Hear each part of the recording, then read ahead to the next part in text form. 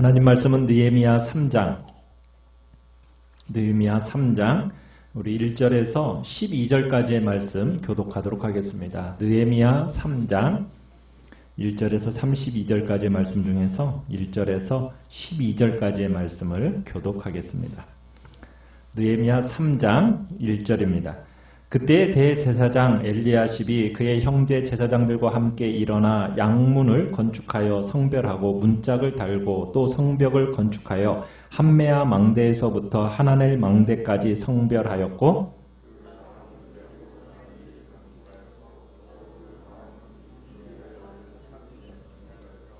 어문은 하스나의 자손들이 건축하여 그 들보를 얹고 문짝을 달고 자물쇠와 빗장을 갖추었고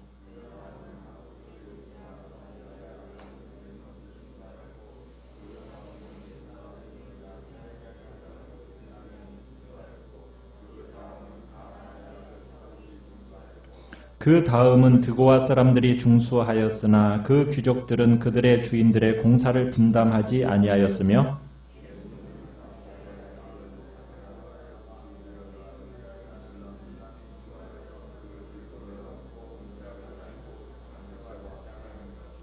그 다음은 기브온 사람 물라데아와 메로노스 사람 야돈이 강서쪽 총독의 관할에 속한 기브온 사람들 및 미스바 사람들과 더불어 중수하였고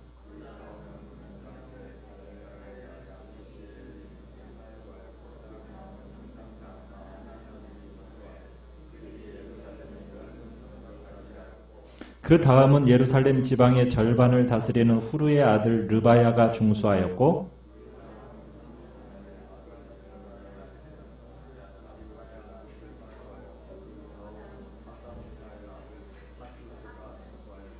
하림의 아들 말기야와 바한 모압의 아들 핫수비 한 부분과 화덕 망대를 중수하였고 그 다음은 예루살렘 지방 절반을 다스리는 할로헤스의 아들 살룸과 그의 딸들이 중수하였고 아멘.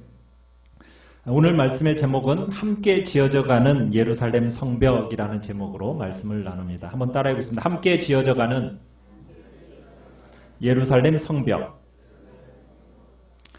느헤미야가 바벨론 수산궁에서 예루살렘으로 돌아와서 이스라엘 백성들에게 이제는 더 이상 예루살렘이 무너져 있는 채로 두지 말자.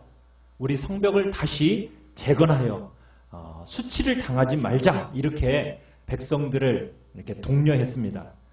그러자 놀랍게도 이스라엘 백성들이 마음을 모아서 성벽을 지켰다고 함께 마음을 모았고 이제 지키기 시작합니다.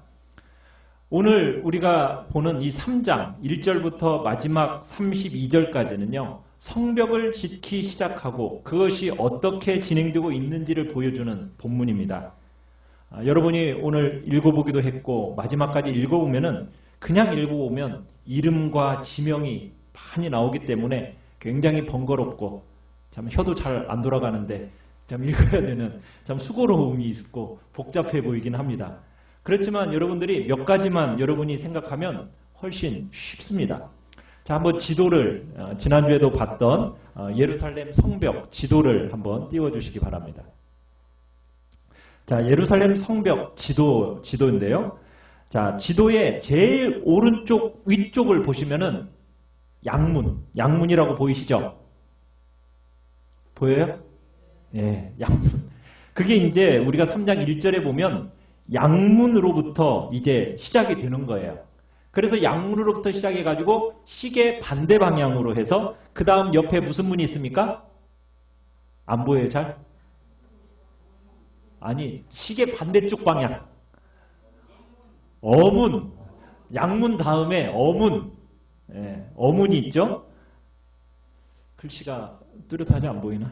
자 어문이 있습니다. 자 그 다음에 그 옆에는 무슨 문? 옛문.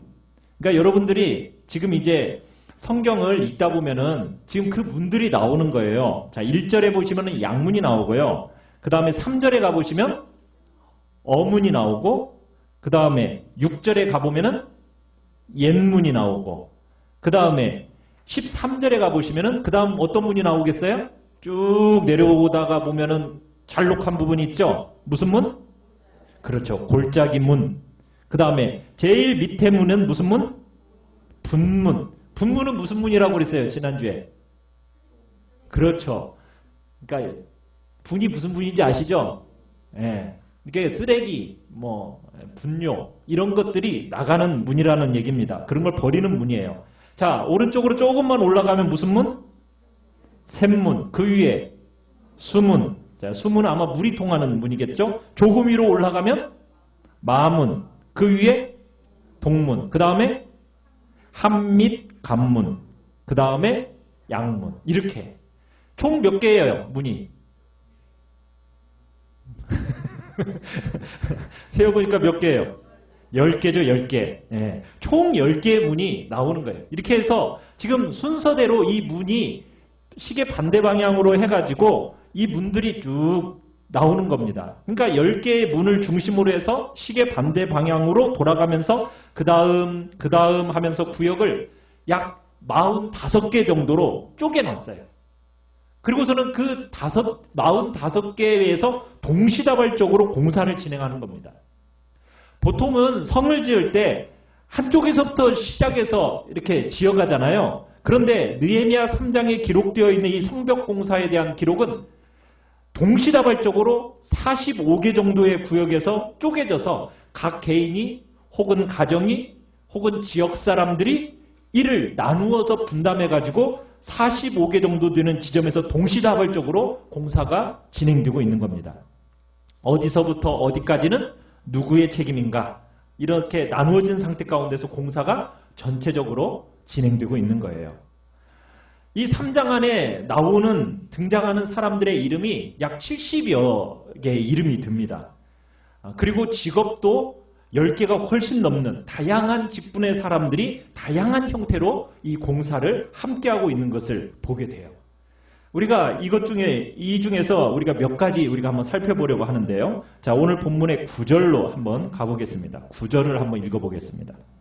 9절입니다. 시작. 그 다음은 예루살렘 지방의 절반을 다스리는 후루의 아들 르비아가 중수하였고, 자, 공사를 하고 있는 인물 중에 이 사람은 어떤 사람이라고 나오고 있습니까? 예루살렘 지방의 절반을 다스리는 누구? 이렇게 나오죠. 그러니까 이 사람은 지도자예요. 지도적인 입지에 있는 사람이 지금 이 공사를 힘써서 하고 있다는 얘기입니다. 자, 12절도 가보십시오. 12절도 가보면은 거기 또 그렇게 나오죠. 그 다음은 예루살렘 지방 절반을 다스리는 할로헤스의 아들 살룸. 그러니까 이 사람도 예루살렘 지방의 절반을 다스리는 인물입니다. 자, 14절로 가보십시오. 자, 14절로 가보면은 그 분문은 베탓게렘 지방을 다스리는 레갑의 아들 말기야가 중수하였고, 어떤 지방을 다스리면서 지도자들이 지금 예루살렘 성벽 공사를 함께 동참하고 있다고 지금 얘기하고 있어요. 자, 여기서 보면은 중수하였다 이런 표현을 쓰고 있죠. 여기 개역 성경에서는 중수하였다라는 표현을 쓰고 있는데, 우리 이전 한글 성경에서는, 개역 한글 성경에서는 담부하였다 이런 표현을 쓰고 있어요. 담부하였다. 담부하였다는 말이 무슨 뜻인지 아세요? 담부하였다. 어깨당, 어깨를 내어주었다. 어깨를 나란히 했다. 이런 뜻이에요. 그러니까 어떻게 보면 예루살렘으로 돌아온 이 이스라엘의 지도자들이 이 예루살렘 성벽을 건축하는 데 있어서 어깨를 어떻게 해줬다고요? 내주었다. 평민들과 종들과 함께 어깨를 나란히 하면서 이 성벽 짓는 일을 하였다. 이렇게 기록하고 있는 거예요. 여러분 14절에도 그런 것처럼 15절에서도 동일하죠. 샘문은 미스바 지방을 다스리는, 또 16절로 가보시면 그 다음은 벳술 지방 절반을 다스리는, 그 다음에 18절도 가보시면 그일라 지방 절반을 다스리는, 19절도 가보시면 미스바를 다스리는 예수아의 아들. 이런 식으로 해서 지도자들의 이름이 거명이 되면서 이 일에 어깨를 내주면서 백성들과 함께 성벽을 같이 지어갔다라고 기록하고 있는 겁니다. 사랑하는 성도 여러분, 하나님의 교회는 어떻게 짓고 있는 겁니까? 지도자들과 백성들이 함께 어깨를 나란히 해서 백성들에게 자신의 어깨를 내어주어서 함께 공사를 해나가는 거예요. 그러면서 지금 성벽을 지어가는 겁니다. 교회에는 세상처럼 계급구조가 있습니까? 없습니까? 계급구조가 없습니다. 교회는 지도자들이 먼저 섬기고 희생하는 공동체예요. 우리 한국교회에 100여 년 전에 복음이 들어왔어요. 그런데 우리 한국 사회가 너무나도 권위적인 사회였어요. 그리고 반상제도가 있었잖아요. 양반, 쌍 이렇게 반상제도가 있었단 말이에요. 그러다 보니까 장로교라는 제도가 전해지면서 이게 희한하게 계급 구조를 가지게 됐어요. 밖에서는 좀 이렇게 쌍놈이라는 소리를 듣지만 교회 안에서는 직분을 가지면서 나도 뭔가 이 목을 좀 곧게 하는, 그래서 어떤 계급 구조로 형성이 되어버렸어요. 그러나 여러분, 목회자나 장로님들이나 안수집사님들이나 권사님들, 그분들이 교회 안에서 계급이 높은 분들입니까? 아닙니다. 직분이라는 건 뭐 하는 자리죠? 봉사하고 섬기고 희생하도록 주어진 자리가 직분입니다. 교회는 계급 구조가 아니에요. 교회는 더 많이 수고하고 더 많이 희생하고 더 많이 일해하는 사람들이 직분자란 얘기입니다. 교회는 지도자들이 어깨를 내어주고 어깨를 나란히 해서 함께 희생하고 함께 봉사하는 공동체란 얘기입니다. 지도자들이 먼저 수고하고 지도자들이 먼저 희생하는 공동체가 바로 교회란 얘기죠. 교회는 계급 구조가 아닙니다. 중직자가 되면 들수록 높은 사람이 되는 게 아닙니다. 도리어 더 낮아져서 더 많이 일하고 더 많이 희생하고 더 수고하도록 세워지는 자리가 지도자라는 자리입니다. 교회 안에서는 세상과 똑같이 되면 안 되는 거죠. 자, 두 번째 8절에 가보시면은 등장하는 인물 두 사람이 나와요. 자, 8절에 보면 누가 나오고 있습니까? 그 다음은 금장색 할헤야의 아들 우시엘 등이 중수하였고, 자, 우시엘이라는 사람이 나오죠. 자, 이 사람이 직업이 뭐죠? 직업이 뭐예요? 금장색이라고 그러죠. 금장색. 여러분, 금장색이 뭐예요? 금장색. 금세공업자. 금세공업자. 무슨 일을 하는 사람이에요? 금을 잘 세공해가지고 장신구를 만드는 사람. 그 사람이 바로 금장색 우시엘입니다. 여러분, 금세공하는 사람에게 있어서 생명이 뭘까요? 세공기술은 뭘로 해요? 손으로 하죠.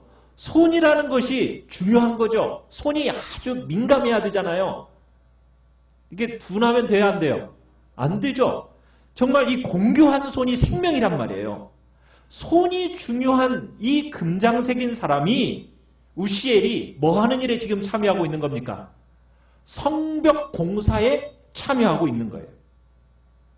여러분, 성벽 공사에 참여하는 일이 손이 어떻게 될 수가 있어요? 네, 다칠 뿐만 아니라 손이 그냥 무뎌지잖아요. 무거운 거 들고 그러면 손이 이렇게 세밀한 일을 하는 데 있어서 불편할 수 있는 그런 일들이 생기는 게 바로 이 성벽 공사의 자리예요. 그런데 이 우시엘이라는 사람은 그 일은 내가 해야 될 일이 아니야 이렇게 생각하지 않고 거칠은 다루기 쉽지 않은 이 건축공사에 자신의 손, 생명 같은 이 손을 들여가고 있다는 거예요. 자기 손을 들이는데 이 우시엘이 주저하지 않고 있다는 겁니다.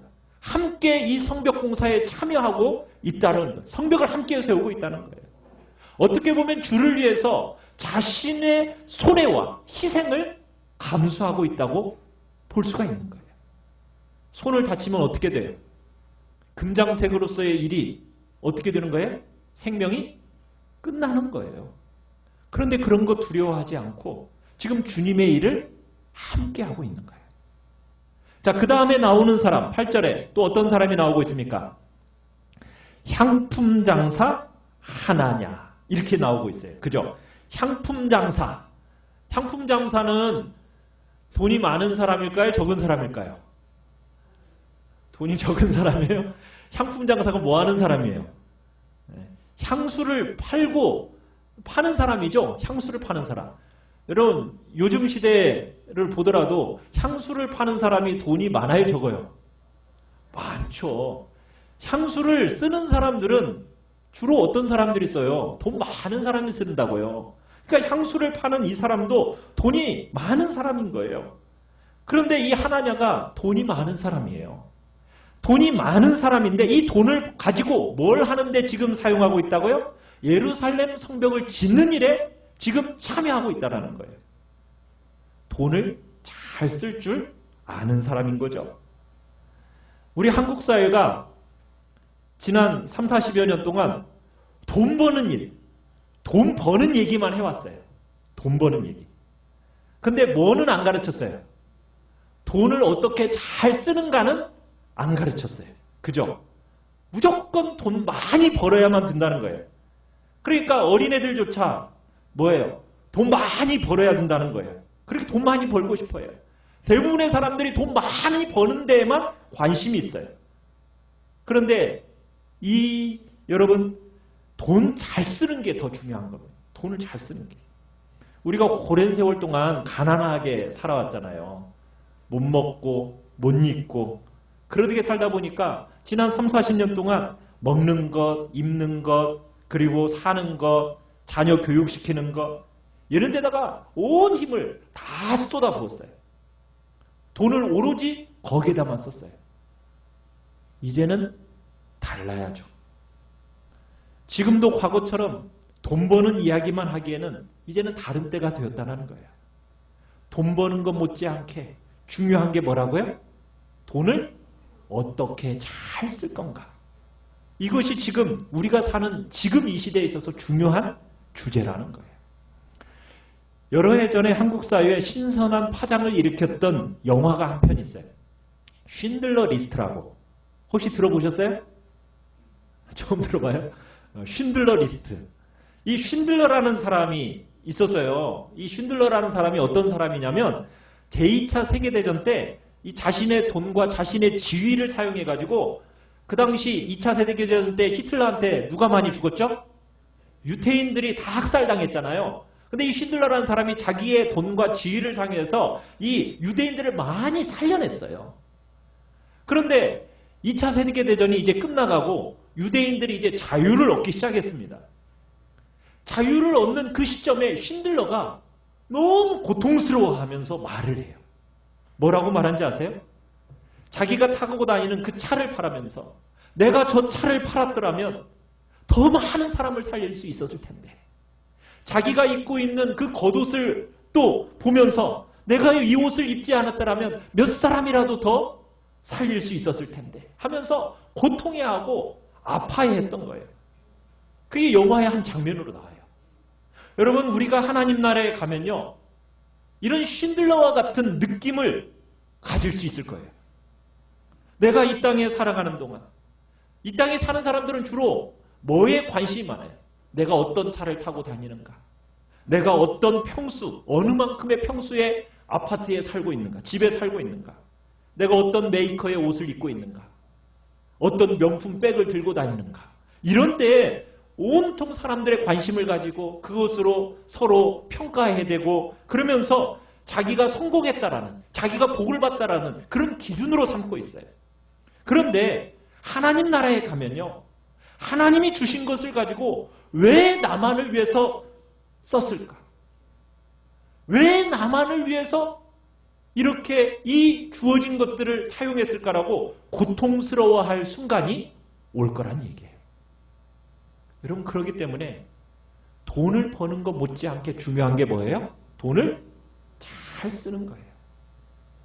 하나님께서 우리에게 정말 자격 없고 무익한 우리를 청지기로 여기셔가지고 우리에게 너무나 귀한 선물들을 맡겨놓으셨잖아요.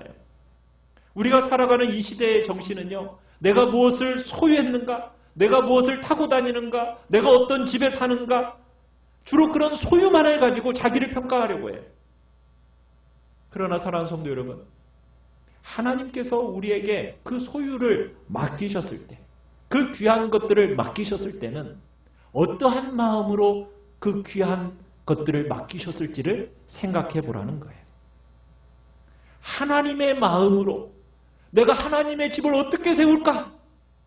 여러분, 이 청지기의 마음을 가지고 살아간다면 하나님이 얼마나 기뻐하시고 하나님의 나라에서 그 부분에 대해서 높게 평가하시겠어요. 그러나 이 시대는 그렇지가 않아요. 오늘 본문에 나오는 향품자사 하나냐, 자기가 가지고 있는 많은 부를 가지고 성벽 공사에 참여했어요. 내가 어떻게 하면 이 성벽을 든든히 세울 수 있을까? 이런 고민과 함께 하나님의 그 일에 동참을 했던 거예요. 사랑하는 성도 여러분, 내가 가진 소유와 내 현실에 만족하고 안주하고 살아가는 것이 오늘날 어떻게 보면 우리의 아픔이에요. 여러분, 우리 한국 땅 어렵다 말들은 다 그렇게 하지만 여러분, 지나온 세대를 보면 지금같이 좋았던 시대 있어요, 없어요? 없죠. 5,000년 이 시대 속에서 하나님이 굉장히 특별한 시간을 허락하고 계시는 거예요. 여러분, 세계 200여 개국 중에서 우리나라가 몇 등 안에 들어요? 20등 안에 들어요. 20등 안에. 그런 나라가 되어버렸다고요. 그렇게 특별한 시간을 하나님 허락하신 거예요. 얼마나 많은 소유와 얼마나 많은 것들을 우리에게 허락하셨어요. 그런데 그 주신 이 기회를 어디에 사용하고 있느냐는 거예요. 정말 청지기처럼 충성스러운 마음을 가지고 잘 사용해야 할 것 아니겠냐는 거예요. 정말 이웃들을 복되게 하고 열방과 민족들을 살려내는 일에 우리에게 주어진 이 귀한 것들을 사용해서 봉사해야 할 것 아니냐는 거예요. 하나님이 맡기신 것을 가지고 아버지의 마음에 맞도록 쓸 수 있도록 해야 할 거 아니냐는 거죠. 하나님처럼 여러분과 저의 삶에 주어주신 이 특별한 것들을 정말 주신 하나님의 마음을 기쁘시게 하도록 우리가 사용해야 될 겁니다. 하나님이 우리에게 특별한 시간 주셨어요. 청지기처럼 우리 받들어 섬기면서 약한 사람들, 정말 아픈 사람들 우리가 만져내고 살려내는 그런 자리, 우리가 주어진 것들을 사용해야 할 것이에요. 하나님이 선물로 주신 부와 재능과 지위와 능력을 가지고 그저 나를 자랑하고 나를 기쁘게 하고 그렇게 하고 끝낼 게 아니라는 거죠. 청지기처럼 정말 맡기신 하나님의 마음을 시원케 해드리는, 그래서 주변 사람들을 유익하게 하고 복되게 하는 자리에 우리가 서야 된다는 얘기입니다.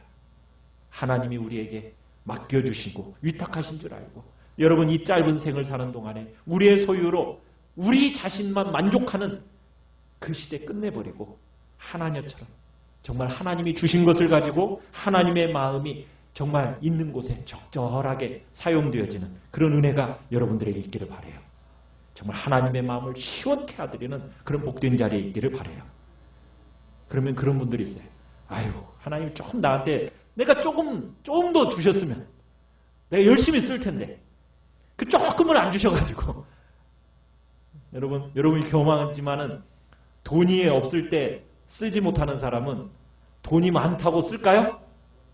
못 씁니다. 돈이 생긴다고 쓰는 게 아니에요. 그죠? 생기면 또 희한하게 아까워요. 여러분, 잘 쓰는 것은 하나님의 마음을 기쁘시게 하는 것. 이게 너무나도 우리의 삶의 중요한 방식이라는 겁니다. 여러분, 하나님 앞에 서서 쉰들러처럼, 여러분 울부짖는 것처럼 정말 내 소유를 막 자랑하는 시대, 정말 우리가 다르게 사용해서 하나님 보시기에 정말 잘했다 말할 수 있도록 우리가 그렇게 살아가야겠습니다. 12절입니다. 같이 한번 읽어봅니다. 시작. 그 다음은 예루살렘 지방 절반을 다스리는 할로헤스의 아들 살룸과 그의 딸들이 중수하였고, 자 여기서 보면은, 자 끝에 보면은 그의 딸들이 중수하였고, 딸들이 나오죠. 딸들. 여기가 우리가 쭉 읽어보지만 딸들이라는 이력은 딱 여기 나와요. 여러분, 이 시대의 여성이라는 지위는 굉장히 너무나도 보잘것없는 지위였어요. 그래서 거의 여성들은 언급되지가 않습니다. 그런데 오늘 성경에 누구의 이름이 기록되어 있어요? 살룸의 딸들이 기록되어져 있어요.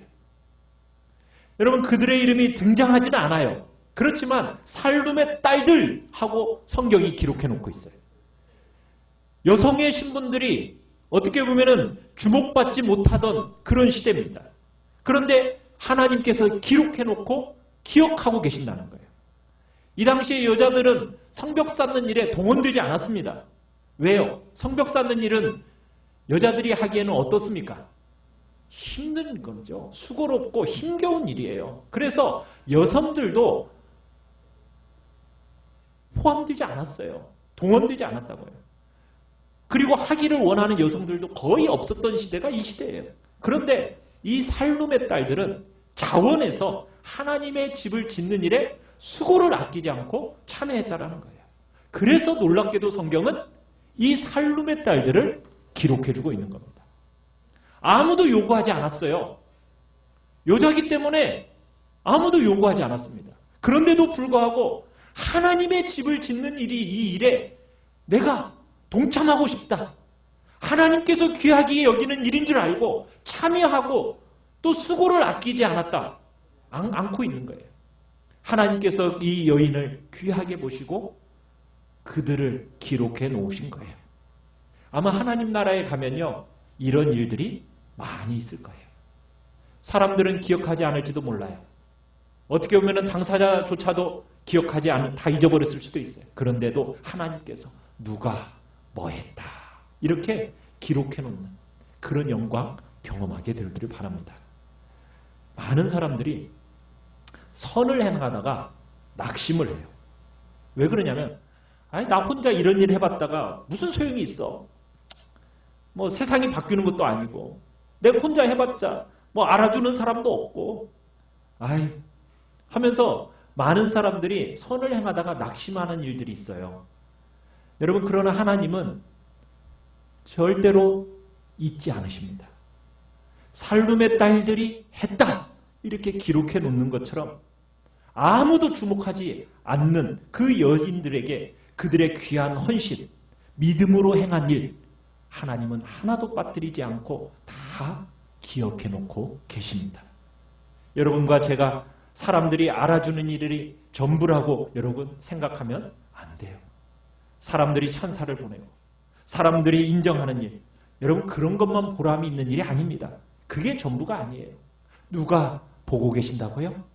하나님 아버지께서 여러분들이 정말 다른 사람을 다 알아주지 않는 그 자리에서 홀로 수고하는 그 수고 보고 계십니다. 그리고 하나님이 알아주시고 하나님이 사람들은 비록 몰라주고 주목하지 않아도 하나님이 기억해 주시는 게 진짜죠. 그죠? 하나님이 기억해 주시겠다. 그래서 절대 낙심하지 마세요. 실망하지 마시고 절망하지 마시고 여러분들이 섬기는 그 자리를 꿋꿋이 정말 성실함으로 충성되이 지켜내 가시기를 간절히 바랍니다. 자, 여러분과 제가 하나님의 집을 짓고 성벽을 쌓아가면서 이 땅을 살아갈 때 꼭 기억해야 할 게 있어요. 여러분, 하나님의 일은 혼자 할 수 있습니까? 없습니까? 혼자 할 수 없어요. 사람은 보통은 누구나 그냥 혼자서 하려고 그래요. 사람은 그런데요, 혼자서는 완전한 존재가 돼요, 안 돼요? 안 돼요. 그래서 하나님이 아담이 홀로 있는 것을 보시고 좋지 않게 여기셔서 독처하는 것이 좋지 않아서 누구를 만드신 거예요? 하와를 만드신 거예요. 그러니까 사람은 혼자 살아가는 존재가 아닙니다. 혼자서는 만족할 수가 없어요. 혼자서는 행복할 수가 없다고요. 하나님이 혼자서는 불완전하도록 지어놓으셨기 때문이에요. 혼자서는 완전한 행복, 기쁨을 누릴 수 없다는 얘기입니다. 그래서 우리는 더불어 함께 살아가야 돼요. 더불어 함께 하는 중에 기쁨을 누릴 수 있도록 창조하셨기 때문이에요. 오늘 시대는 가면 갈수록 개인주의화 되어갑니다. 그냥 혼자 자기 한 사람에게만 매몰돼 버려요. 그러다 보니까 자기 혼자 원하는 것 하면 행복할 거라고 생각을 해요. 아니에요. 그렇지 않아요. 더불어 살아가는 곳에 행복이 있고 기쁨이 있고 만족이 있는 거예요. 더불어 해야 합니다. 그게 그 속에 참된 만족이 있는 거예요. 여러분, 그런 것을 살아있는 그림책으로 보여주는 공동체가 뭔지 아세요? 그게 교회예요. 그게 교회예요. 교회는 혼자서 가는 공동체가 아닙니다. 더불어 함께 가야 돼요. 그러지 않으면 안 돼요. 하나님께서 더불어 함께 할 때 온전해지도록 만들어지는 공동체가 바로 교회란 얘기예요. 여러분 혼자 다 할 수 있을 것 같죠? 아니에요. 누군가와 함께 해야 돼요. 혼자 할 수 있는 어떤 것? 여러분 넘치는 능력을 가지고 많은 일 혼자 하는 것보다도 더불어 함께 할 때 많이 하게 되는 거예요. 주님 앞에서 우리는 혼자서 교회 일을 하려고 하면 안 됩니다. 더불어 함께 주의 일들을 같이 해야 되는 거예요. 그런 구조로 되어 있는 것이 바로 교회 공동체입니다. 교회에서는 영웅적으로 가장 중요한 인물이 되려고 해서도 안 됩니다. 그건 어리석은 일이에요. 교회 안에서는 남들로부터 훌륭한 존재라고 이렇게 떠받들어지고 그렇게 높여지는 것, 여러분 그렇게 되어지는 공동체가 아니에요. 교회 공동체에는 나와 여러분은 다 사라지는 거예요. 오직 누구만 남아야 돼요? 하나님만 남고 예수 그리스도만 남는 거예요. 세례 요한이 얘기했던 것처럼 그는 흥하여야 하겠고 나는 쇠하여야 하리라. 이게 교회 공동체 속에서 가져야 할 태도예요. 33장에 보면은 사람의 이름이 약 75개 정도가 등장을 하는데 그 사람들의 이름을 면면히 한번 잘 살펴보면요. 성경에 이 느헤미야의 주인공은 누구인 것 같아요? 느헤미야잖아요. 그런데 이 성벽 공사의 느헤미야라는 이름은 나올까요? 안 나올까요? 이 주인공은 안 나와요. 근데 똑같은 동명이인은 나와요. 16절을 보시면 16절에 누가 나오냐면 벳술 지방 절반을 다스리는 아수북의 아들 느헤미야가 중수하였고 이 인물이 지금 앞에서 나온 느헤미야일까요? 아닐까요? 아닙니다. 오늘 성경의 주인공에 해당되는 이 느헤미야라는 이름은 여기에 지금 거명되지가 않아요. 교회는 그런 곳이에요. 교회는 사람을 높이는 게 아닙니다. 사람을 영웅시하는 공동체는 교회가 아니에요. 느헤미야의 이름은 기록도 안 되어 있어요. 하나님이 다 알죠. 그렇지만 자기는 간데온데 없어지는 존재. 그런 공동체가 바로 교회 공동체라는 것을 기억하시길 바라요. 교회에서 내가 남들보다도 더 중요한 사람이 돼야지. 이건 세상적인 마음입니다. 남들을 귀하게 여기고 정말 남들을 복되게 만들고 여러분과 저는 어떻게 돼야 돼요? 사라져야 돼요. 없어지는 거예요. 이게 바로 교회의 제일 중요한 구조라는 거 기억하시길 바라요. 자, 예루살렘 성벽을 지금 쌓고 있는데 자, 2절에 가보십시다. 2절에 가보면 자, 어느 사람들이 건축을 하고 있죠? 여리고 사람들이 건축하고 있죠. 자, 5절에 가보십시오. 5절. 5절에는 어느 사람들이 중수하고 있습니까? 드고아 사람들이 중수하고 있어요. 자, 7절로 가보십시다. 7절에는 어느 사람이? 기브온 사람. 제일 끝에 가면 또 어떤 사람이 있어요? 미스바 사람들. 여러분 이 지명들은요. 예루살렘 성에서부터 상당히 떨어져 있는 지역입니다. 그런데 예루살렘의 성에서 상당히 떨어져 있는 이 지역에 있는 사람들이 성벽을 지키기 위해서 지금 왔다라는 거예요. 예루살렘 성에 니들이 사니까 그 니들이 일이라 이렇게 생각하지 않고 자신들의 일인 것처럼 여기면서 먼 지역의 사람들이 와서 지금 이 성벽 짓는 일에 함께 동참하고 있다는 거예요. 자신들의 이익을 생각했다면 오겠어요? 안 오겠어요? 안 오죠. 뭘 먼저 생각한 거예요? 하나님의 이름을 먼저 생각한 거예요. 여러분 우리의 생명이 이 땅에서 다할 때까지 우리가 훈련해야 할 게 있어요. 뭘 훈련해야 되느냐면 우리가 연습해야 될 게 뭐냐면 우리의 이익을 추구하지 않고 하나님과 이웃들을 우선하는 삶을 훈련해야 됩니다. 우리는 그냥 내버려두면 자동적으로 자기중심적으로 돌아가요. 자기중심적으로. 이건 어린애부터 시작해가지고 노인에 이르기까지 안 가르쳐줘도 다 자기중심적으로 하는 것은 다 잘해. 저절로 돼. 저절로 돼. 여러분 어린애들한테 말을 가르쳐 주잖아요. 그럼 말 가르쳐 주면은 제일 먼저 이렇게 막 하는 말이 뭔지 아세요? 아빠, 엄마도 그렇지만 이거 내 거! 이거 내 거야! 이 말을 안 가르쳐 줘도 잘해요. 안 가르쳐 줘도. 여러분 가르쳐 주는데 이거 내 거야 라고 가르쳐 줘요? 안 가르쳐 줘요? 안 가르쳐 주는데도 뭐라고 그래요? 이건 내 거야! 내 거야! 지 거가 어딨어? 다 엄마 아빠가 사준 거지. 그죠?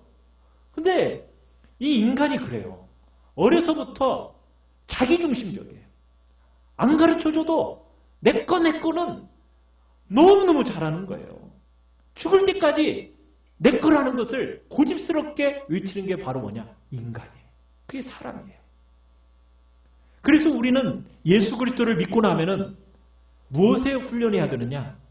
나의 이익에 민감하지 않고 정말 하나님의 이름과 이웃의 윤택한 삶에 민감해지는 삶을 훈련해야 된다는 거예요. 언제까지요? 죽을 때까지. 그래야 우리가 세상의 소망이 되고 세상의 빛과 소금이 되는 거예요. 많은 사람들이 자기 이익에 민감합니다. 자기 이름에 민감해요. 자기 이름과 관련된 것은 정말 목숨 걸고 합니다. 그런데 자기 이름하고 좀 동떨어져 있다. 관심이 있어요, 없어요? 관심이 없어요. 지금 여러 지방 사람들이 예루살렘 성벽을 지키기 위해서 먼 지역에서부터 지금 온 거예요. 자기가 거기 살 거 아니에요. 자기의 이익을 먼저 생각하지 않기 때문에 지금 그 일을 하는 거예요. 하나님의 이름에 마음을 두고 살기 때문에 지금 그 성을 지어가는 거예요. 이게 바로 교회입니다. 오늘 우리가 이 3장을 보면요. 이 3장을 기록하고 있는 성경 기자가 얼마나 행복해하며 썼는지를 우리가 느낄 수가 있어요. 누가 무엇을 했다. 누가 무엇을 했다.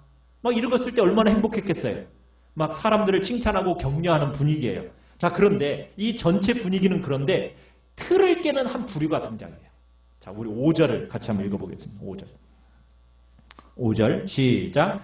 그 다음은 드고아 사람들이 중수하였으나 그 귀족들은 그들의 주인들의 공사를 분담하지 아니하였으며.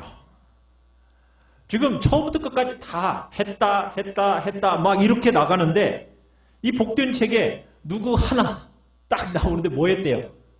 안 했다. 이렇게 기록되고 있는 거예요. 누가 안 했어요? 드고아 지방의 귀족들은 안 했다. 이렇게 기록하고 있어요. 드고아 사람들은 지금 예루살렘 성까지 와가지고 공사하고 있습니다. 이 드고아 사람들은 5절에도 이렇게 중수했지만 여러분 27절에도 한번 가보십시오. 27절에도 가보면은 그 다음은 어디 사람이요? 드고아 사람들이 한 부분을 중수하였고. 그러니까 드고아 사람들은 5절에서도 한 부분을 감당하고 또 27절에 가서도 또 다른 부분을 공사하고 있는 거예요. 하나만 한 게 아니에요. 두 부분을 감당한 겁니다. 그런데 누구는 안 했어요? 귀족들은 안 했어요. 왜 귀족들은 안 했을까요? 뭐 성경이 침묵하고 있으니까 알 길은 없죠. 그런데 아마 어깨를 저 평민들하고 나란히 하는 것이 싫어서 그랬을지도 모르겠어요. 내가 저 사람들과 어떻게 어깨를 나란히 해. 그래도 나는 뭔데? 귀족인데. 아마 또 드고아 지방은 예루살렘 성에서 멀리 떨어져 있으니까 뭐 내가 거기까지 뭐 그렇게 마음을 둘 필요가 있나? 그런 간절한 마음, 뭐 도무지 이해하지 못한 채 그냥 편안하게 귀족들은 그랬을지도 몰라요. 근데 성경은 다 했다 하는데 꼭 한 사람 기록해 놨어요. 안 한 한 사람. 드고아 귀족들. 요한계시록에 가보면은 생명책을 어떻게 해놨다고 그랬죠? 펴놓았다. 그렇게 얘기를 하고 있어요. 여러분 하나님이 책을 펴고 보지 않으면 모를까요? 몰라서 책을 펴놓을까요? 그런 건 아니겠죠. 하나님은 여러분과 저의 삶을 다 보고 계셔요.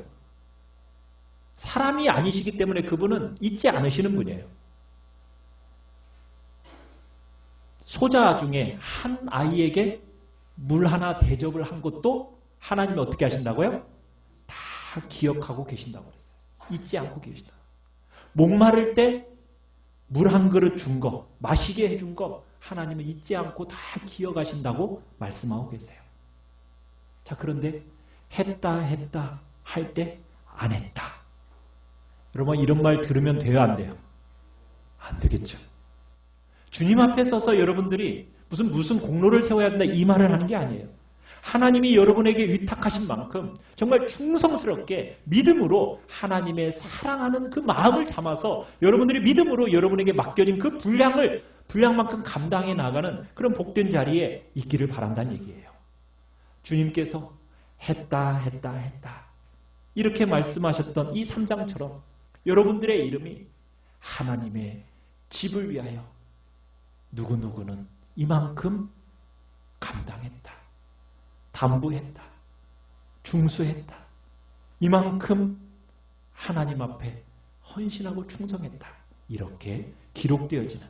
그래서 여러분들을 통해서 하나님의 나라에 갈 때 하나님 나라에서 여러분의 복된 삶을 칭찬받고 주님 앞에 복된 그 이름책에 기록되어지는 은혜가 있기를 간절히 바랍니다. 여러분의 남은 생애가 그런 삶이 되어지기를 간절히 바랍니다. 우리 같이